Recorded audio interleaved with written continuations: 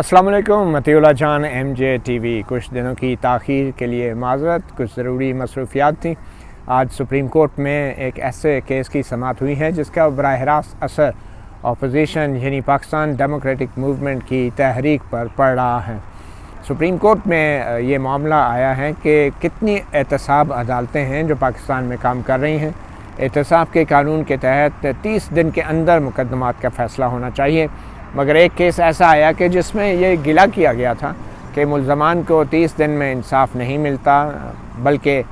कई माह कई साल लग जाते हैं। रेफरेंस का फ़ैसला नहीं होता है एहतसाब अदालतों में और यूँ मुल्ज़मान जेलों में पड़े रहते हैं। उनकी ज़मानतें भी कभी कबूल होती हैं, कभी नहीं होती। तो सुप्रीम कोर्ट के चीफ़ जस्टिस ने आज से तकरीबन 5 महीने पहले ये हुक्म दिया था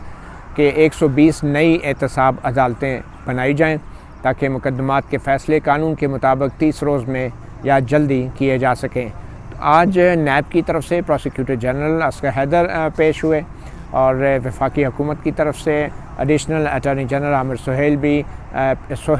पेश हुए और उन्होंने बताया कि वफाकी हुकूमत ने वज़ीर आज़म इमरान खान ने ये फ़ैसला किया है कि 30 अदालतें पहले फ़ेज़ में उनको इस्टाब्लिश किया जाए और उसके लिए वज़ारत ख़ज़ाना ने मंजूरी भी दे दी है, फ़ंड्स की मंजूरी भी हो चुकी है और कुल 120 अदालतें बननी हैं। चीफ़ जस्टिस गुलजार अहमद जो 3 रुकनी बेंच की सरबराही कर रहे थे, उन्होंने पूछा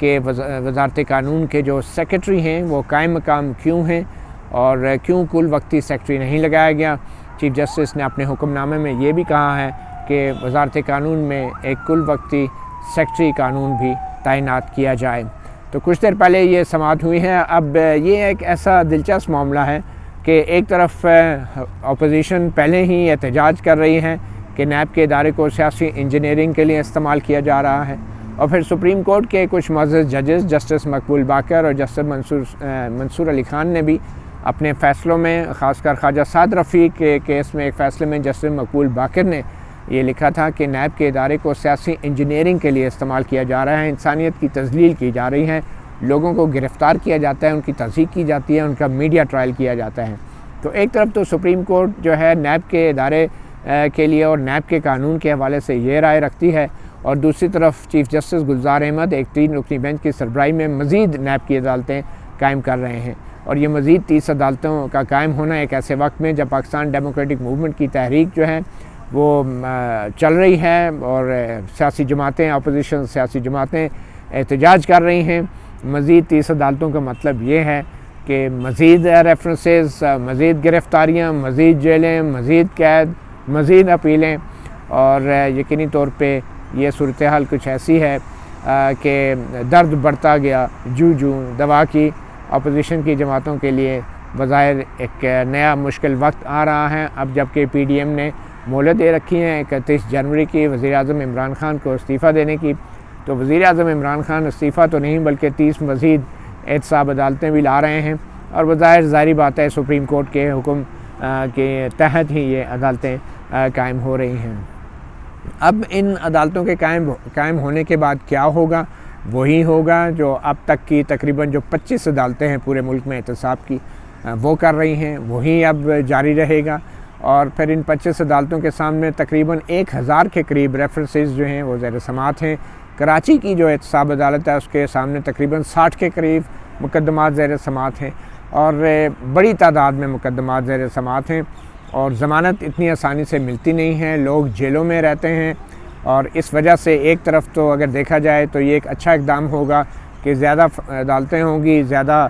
जल्दी फ़ैसले होंगे, मगर ये एक बहुत बड़ा सवाल है कि क्या इंसाफ भी होगा, क्या जल्दी इंसाफ भी मिलेगा और जो मुल्ज़मान कई साल जेल में रहते हैं वो जब उनको ज़मानत पे बाहर आते हैं या फिर उनको बाइज़्ज़त बरी कर दिया जाता है तो वो जितना अरसा उन्होंने जेल में गुजारा या जितना उनकी बेइज्जती हुई, जितनी उनकी किरदार कुशी हुई,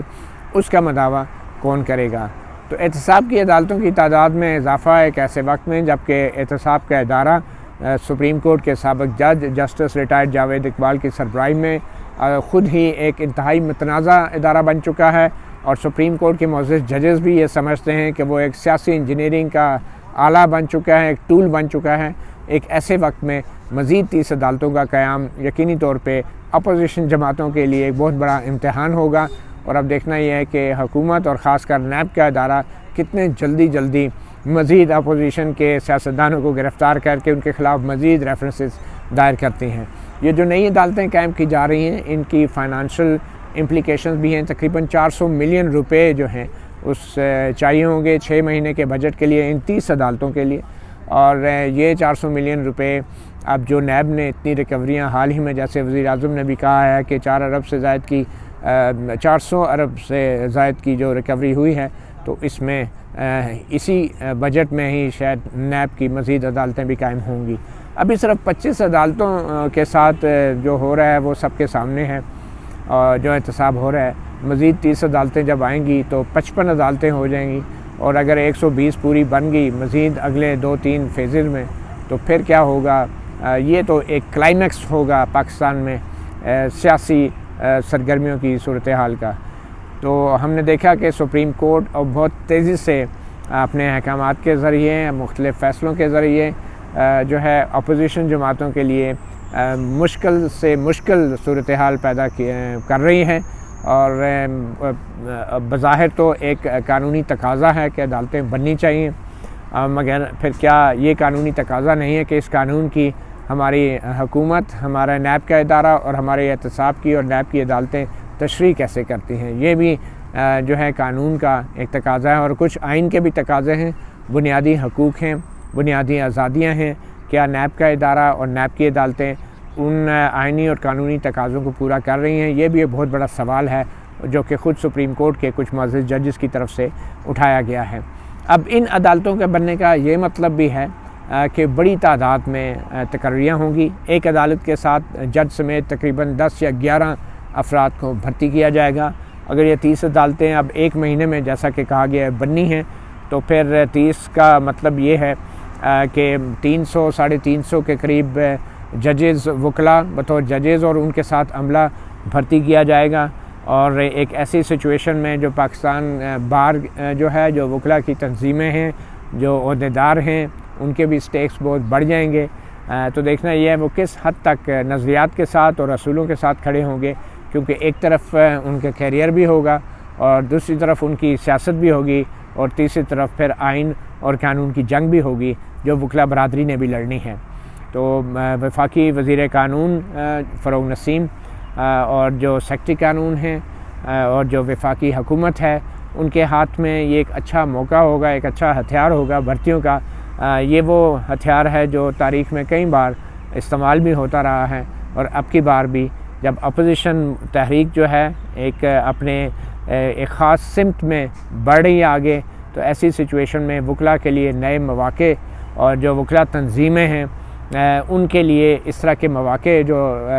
लाए जा रहे हैं, जो बनाए जा रहे हैं, वो यकीनी तौर पे उसका असर होगा। क्योंकि किसी भी अपोजिशन तहरीक में वकला तंजीमों के लिए, वकला तंजीमों का जो किरदार है वो माजी में बड़ा अहम रहा है, बहुत बड़ा रहा है। अब की बार जो ये नए मौक़े वकला के लिए पैदा किए जाएंगे, तो यकीनी तौर पे फिर वकला के अंदर तकसीम भी होगी,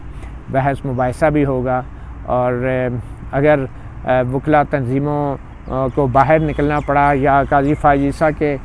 किसी भी फ़ैसले के नतीजे में या अपोजिशन जमातों की तहरीक के नतीजे में, तो फिर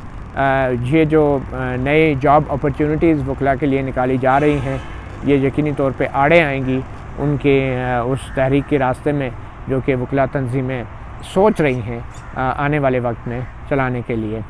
तो सुप्रीम कोर्ट अब 1 माह के बाद इस केस की समाअत करेगी और 1 माह के बाद अगर मज़ीद 30 अदालतें इसी तरह कायम की जाती हैं, तो फिर तो एहतसाब होगा, एक तरफ एक एहतसाब का डंडा होगा हुकूमत के हाथ में और एहतजाज का डंडा होगा अपोजिशन के हाथ में। और उसमें अदालतें जो हैं उनका क्या किरदार होगा, अभी से जो किरदार है हमें नज़र आ रहा है। तो जब ये हतमी तौर पे अगर खुदा न खास्ता कोई क्लैश होता है, तो उसमें अदालतों का क्या किरदार होगा, उसके भी कुछ इशारे हमें आजकल के फ़ैसलों से भी नज़र आ रहे हैं। तो मतीउल्लाह जान MJ TV से इतना ही। हमें ज़रूर सब्सक्राइब कीजिए और अपडेट्स भी देखते रहिए।